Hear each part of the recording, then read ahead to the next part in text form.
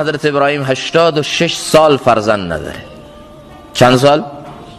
حالا طرف میبینید 2 سال 3 سال ازدواج کرده، 5 سال ازدواج کرده، بعد خدا یکم دیرتر بهش فرزند میده، تمام زمین و زمان رو به هم میدیزه، از خدا قهر میکنه، انقدر اسیر نداشته هاش میشه که گویا خدا هیچی بهش نداده، از داشته هاش دیگه لذت نمیبره، انقدر داشته های مردم رو میشماره که فلانی این داره این داره این داره که اصلا فکر میکنه خدا هیچ نعمتی به خودش نداده، اصلا خودشو بدبخترین فرد دنیا میفهمه که یک نعمت خدا بهش نداده یا دیرتر میخواد بده بنا به یک حکمت.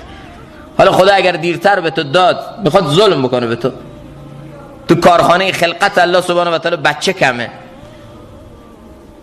طوری زندگی میکنه گویا غمهای تمام عالم رو سرش ریخته. حکیم علامه مولانا شفری طحنوی رحمت الله تعالی بچه نداشت. حاج امداد الله مهاجر مکی شیخشون بودن، بچه نداشتن. اما همینا صاحب بیش از هزاران تعریف و تصنیف شدن. امروز که امروزه تمام من و شما فرزندان معنوی حکیم علامه طحنوی، هر شاگردش میبینی به هر نقطه دنیا رفت، دنیای رو متحول کرد، فرزندای معنویش هستن.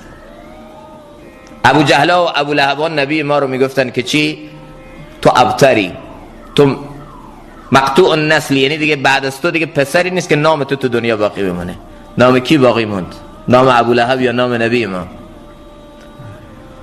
با این محاسبات نجومی که غروب و طلوع خورشید هست، فرمودن در هیچ لحظه ای از دنیا نیست که فریاد اشهد ان لا اله الا الله و اشهد ان محمد رسول الله بلند نباشه.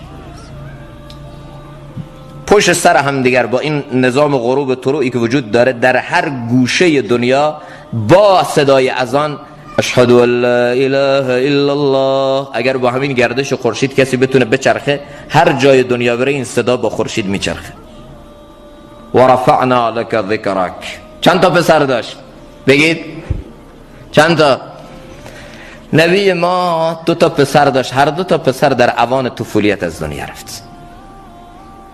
تمام دخترای نبی ما در حیات نبی همه وفات کردن. تمام دخترای نبی ما در زمان حیات نبی ما وفات کردن. یک دختر بعد از وفات رسول پاک علیه السلام 6 ماه فقط زنده بود. کی؟ فاطمه الزهرا، پاره تن نبی. بعضیا فکر میکنن چون خدا به من بچه نداده به من ظلم کرد. الله اگر اراده ظلم میداشت به نبیش چرا نداد؟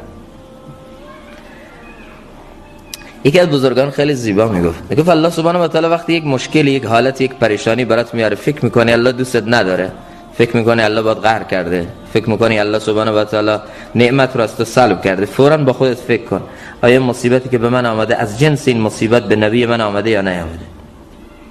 به خدا من میتونم به جرأت بگم هیچ کی در دنیا نمیتونه ادعا کنه که من این مصیبت برام آمد و نبی من این مصیبت رو نچشید.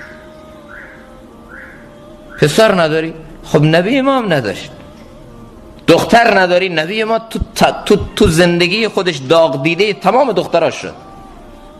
حالا امروز یک حالت کوچک تو زندگی ما میاد، جزع و فزع ما، داد و فریاد ما تمام عالم رو میگیره.